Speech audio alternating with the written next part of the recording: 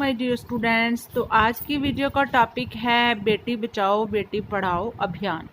तो इसकी पहले वीडियो मैंने डाली है इंग्लिश में ट्रांसलेशन के साथ, तो इसी के ऊपर निबंध भी हिंदी में मैंने लिखा है। तो अगर आपको हिंदी में भी इस चीज़ का ट्रांसलेशन चाहिए या फिर हिंदी में कई बार निबंध आ जाता है, तो इस तरह से ये टॉपिक मैंने पूरी क्लियर किया है। आप प्लीज़ इस वीडियो को एंड तक देखिए।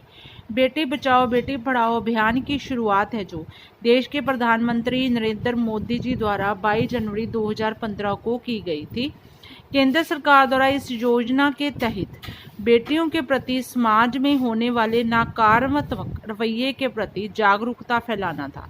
तो जो सरकार ने केंद्र सरकार ने हमारी ने इस योजना के तहत घोषणा की है कि ये योजना शुरू की जा रही है कि प्रति समाज में होने वाले जो बेटियों के प्रति समाज में हमारी सोसाइटी में लड़कों को ज़्यादा अहमियत दी जाती है, लड़कियों को उतनी नहीं दी जाती है, उनको इंडिपेंडेंट नहीं समझा जाता है, उनको बराबरता की नज़र से नहीं देखा जाता था।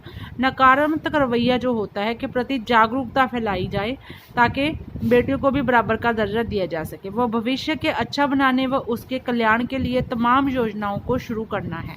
उसके कल्याण के लिए जैसे कि सुकन्या समृद्धि योजना है, जिसके तहत बेटियों के खाते में जो पैसे डलवाने हैं या उसके भविष्य के लिए पैसे जमा करने हैं, तो सुकन्या समृद्धि योजना पोस्ट ऑफिस में बहुत ही अच्छी योजना है। उसकी अलग से मैंने वीडियो अपलोड की हुई है। योजनाओं के शुरू करना है। अक्सर आपने देखा सुना होगा कि यदि आप इंटरनेट पर बेटी बचाओ बेटी पढ़ाओ कार्यक्रम 2022 के बारे में सर्च करेंगे तो आपको इसी आर्टिकल के तहत सुकन्या समृद्धि योजना सुकन्या योजना के बारे में जानकारी भी जरूर मिलेगी। जब भी आप इंटरनेट पे बेटी बचाओ या बेटी पढ़ाओ कार्यक्रम को सर्च में करते हैं इंटरनेट पे गूगल पे जाके, तो आपको उसी के साथ लिंक्ड है जो वो सुकन्या समृद्धि योजना भी आपको मिल जाएगी। उसकी जानकारी की इसी में इंक्लूडेड होती है।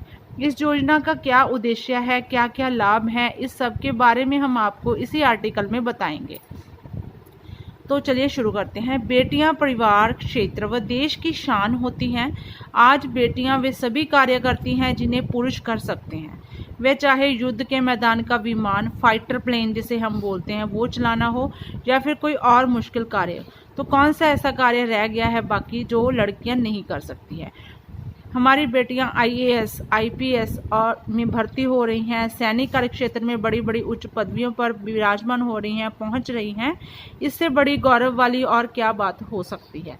लेकिन इस बात को हमारा समाज अभी भी स्वीकार करने के लिए तैयार नहीं है। शहरों में तो फिर भी डेवलपमेंट हो चुकी है, सोच बदल चुकी है, लेकिन गाँव में फिर भी इस गौरव वाली बातों को भी नज़रअंदाज कर दिया जाता है, उनको घर के चूल्हे चौके तक सीमित कर दिया जाता है। बेटियां हर एक क्षेत्र में बराबर की सहभागिता निभा रही हैं, लेकिन फिर भी समाज के कुछ क्षेत्रों में जागरूकता की कमी के कारण उन्हें वो अधिकार नहीं मिल पा रहे जो उन्हें मिलने चाहिए। उनके साथ भेदभाव किए जा रहे हैं। समाज के कुछ क्षेत्रों में होने वाले इस भेदभाव को दूर करने के लिए सरकार द्वारा समय समय पर जागरूकता अभियान है वो चलाए जाते हैं। इसी में से एक है बेटी पढ़ाओ बेटी बचाओ अभियान। तो इसकी जो इंट्रोडक्शन है वो मैंने आपको दे दी कि क्या है, इसकी डिटेल में बारे में हम जानते हैं। इस योजना के तहत आवेदन के लिए आपको केवल लड़की के नाम पर बैंक का खाता खुलवाना है।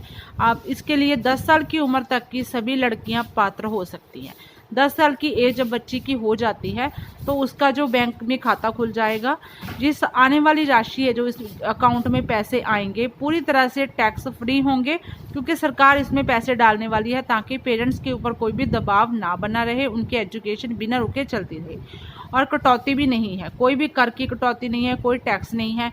इस तरह बच्ची के खाते में पैसे आने लगेंगे और माता पिता का वित्तीय बोझ है वो कम हो जाएगा और बेटी को भी छोटी बड़ी ज़रूरतों के लिए पैसा मिल पाएगा। इस योजना के तहत सबसे अधिक ब्याज उपलब्ध करवाया जाता है और बेटी के आने वाले भविष्य के लिए अधिक पैसा बचाया भी जा सकता है। खाता खोलने के समय से 21 साल की आयु में जो खाता है वो मैच्योर हो जाएगा, परिपक्व हो जाएगा। और मैच्योर होने का मतलब होता है जब खाता मैच्योर हो जाता है तो जो जिस बच्चे के नाम के ऊपर ये खाता खोला गया है तो वो अपनी जो राशि है उसको अपनी पढ़ाई के लिए, जो उसकी फिर शादी के लिए यूज़ किया जा सकेगा। और इस रकम के बचाए गए धन से आप अपनी बेटी की उच्च शिक्षा या विवाह व्यवस्था भी कर सकते हैं। इस योजना के उद्देश्य क्या क्या हैं उनकी बात कर लेते हैं।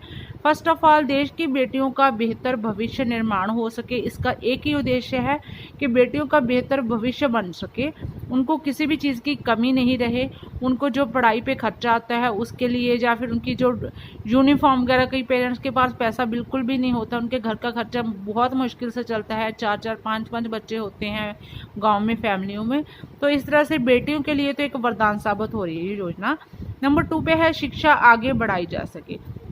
ऐसे नहीं है कि प्राइमरी शिक्षा दिलवा के बच्चे को मिडिल क्लास या फिर हायर एजुकेशन के लिए उसके पास पैसे ना हो।